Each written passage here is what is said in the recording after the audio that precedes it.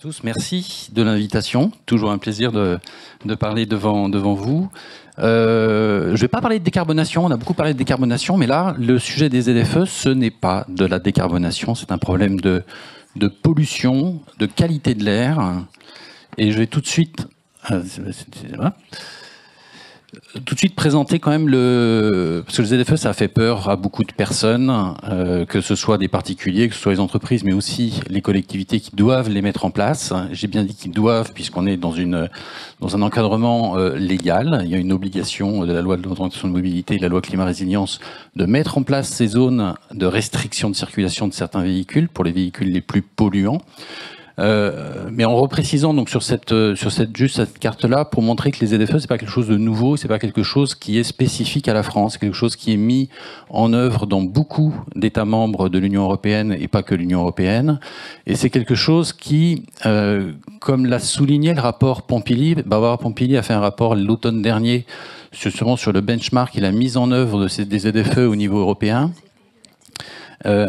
Une de ses conclusions principales a été de signaler en fait les bonnes conditions de la mise en œuvre efficace de ces zones à faible émission dans les territoires. Et une de ces conditions, c'est la concertation, la consultation, le dialogue. Et ça, je pense que c'est quelque chose qui est très important au niveau de chaque territoire. Le travail préparatoire à la mise en place des règles de fonctionnement des zones à faible émission pour que ce soit le plus efficace, pour que ce soit le plus... Je reviens sur deux termes qui ont été utilisés par Xavier Oran tout à l'heure, que sont, on va dire, la soutenabilité financière et l'acceptabilité sociale. C'est quand même deux points très importants sur la mise en place des ZFE. L'acceptabilité sociale, bien évidemment, parce qu'il y a eu beaucoup, et il y a encore parfois des personnes qui sont très hostiles à ce dispositif. Et puis la soutenabilité financière, parce que renouveler des parcs de véhicules ou déployer des dispositifs alternatifs à la mobilité dans ces zones, ce sont des choses qui peuvent effectivement mettre en place des financements importants sur ces sujets. Juste pour continuer à rappeler quand même la mise en œuvre des ZFE, on est vraiment axé sur une problématique de qualité de l'air. Je rappelle juste alors c'est pas parler de chiffres, mais aujourd'hui on a des seuils européens qui définissent à quel niveau on doit respecter les différents polluants de l'air. Donc on parle beaucoup des NOx et des particules fines. Donc on a les seuils actuels qui sont à droite. Et du coup aujourd'hui on a quelque part une segmentation, une séparation des collectivités en fonction d'un critère qui est est-ce qu'on est en dépassement régulier de ces seuils ou pas.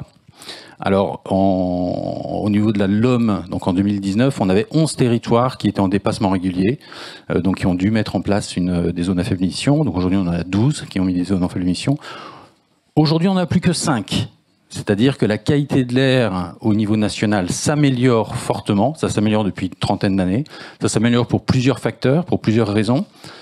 Naturellement, on a le renouvellement du parc de véhicules, du parc automobile, parc de poids lourds. Les critères 4, 5 commencent à être de plus en plus vieux et puis vont à la casse, on va dire, dans leur cycle de renouvellement naturel.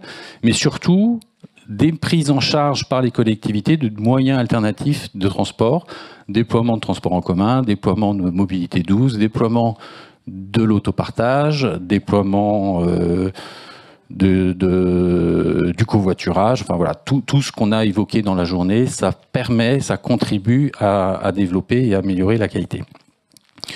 Aujourd'hui, 5 territoires toujours en dépassement, Paris, Lyon, Marseille, Strasbourg et Rouen. Peut-être que prochainement, il y en aurait moins. C'est-à-dire, tout dépend les valeurs confirmées de la qualité de l'air sur l'année 2023. Parce que pour être en dépassement régulier, il faut ces 3 années sur les 5 dernières années. Donc, les valeurs de 2023 pourraient permettre à certains territoires de sortir de ces obligations. Et ces obligations, en fait, rentrent dans le calendrier légal où on entend, enfin c'est voilà, aujourd'hui sur ces 5 territoires, dans le calendrier légal, c'est les critères 3 en 2025 qui devront être restreints de circulation, éventuellement avec la mise en œuvre de dérogations. Donc ça, on a tout un travail d'harmonisation et de facilitation en fait pas que pour l'acceptabilité sociale, mais aussi pour l'alimentation, enfin, on va dire du transport logistique, on en a parlé ce matin, au niveau des centres-villes. Au-delà de ces territoires qui sont actuellement en déplacement, on a des territoires qui sont simplement en vigilance, c'est ce que dit le terme qu'a utilisé Christophe Béchu lors du comité ministériel du 10 juillet, territoire de vigilance, qui doivent toujours pouvoir maintenir une pression forte sur des mesures pour favoriser la qualité de l'air. Pourquoi? Parce que principalement, la directive européenne qualité de l'air, qui est en cours de révision, qui devrait être publiée prochainement, confirme des valeurs cibles qui se rapprochent des valeurs objectifs de l'OMS pour 2030. Et donc les trajectoires aujourd'hui prévisionnelles des différents polluants dans l'air ne nous garantissent pas qu'on sera à l'heure, qu'on sera au seuil proposé par l'Union européenne à l'échéance 2030. Donc il faut qu'on continue ce travail.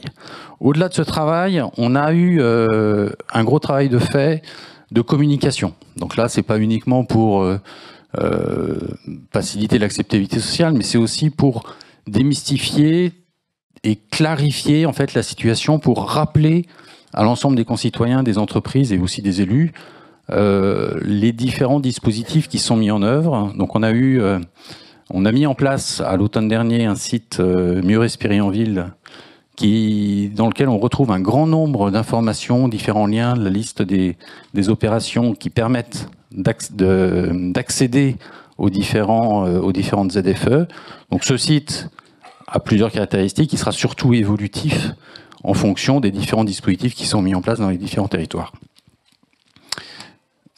En complément de ce site, on a mis en place une communication forte à l'automne dernier, qui va être reconduite en 2024 sur voilà, la promotion et faire changer les mentalités pour que globalement et collectivement on puisse changer les mobilités. Une petite dernière slide, je vois le temps qui défile à une vitesse folle, pour remontrer la cartographie en fait de nos ZFE actuels et à venir. Donc en bleu, on retrouve celles qui existent aujourd'hui. Les triangles correspondent aux celles en dépassement régulier, c'est-à-dire celles qui sont dans le calendrier contraint.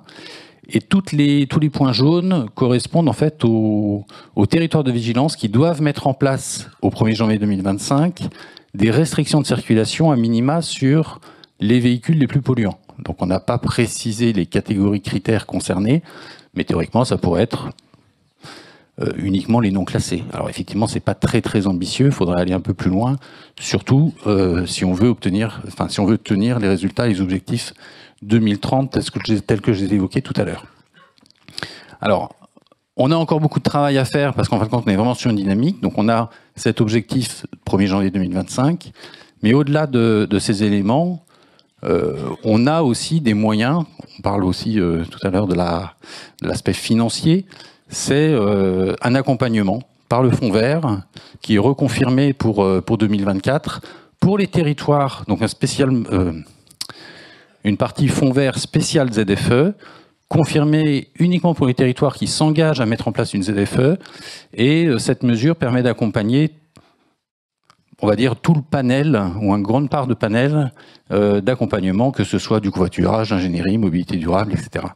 Donc là, on a, avec ces dispositifs, on va dire, tout le soutien possible aux collectivités pour accompagner leur projet de déploiement, de développement, en lien avec la mise en place des zones à faible émission, dont l'objectif, je le rappelle, c'est la qualité de l'air. Et j'ai pas cité, mais bon, vous avez les chiffres en tête. On parle souvent des 40 000 décès prématurés par an. Donc ça a peut-être baissé parce que ces chiffres datent de 2021. Mais aujourd'hui, c'est le point le plus important et c'est quand même une des priorités. La santé publique. Deuxième priorité, c'est aussi, je rappelle que l'État au sens large, reste condamné par le Conseil d'État pour inaction sur le problématique de santé publique. Et donc c'est aussi quelque chose qu'il faut qu'on puisse prendre à bras le corps tous ensemble. Je vous remercie.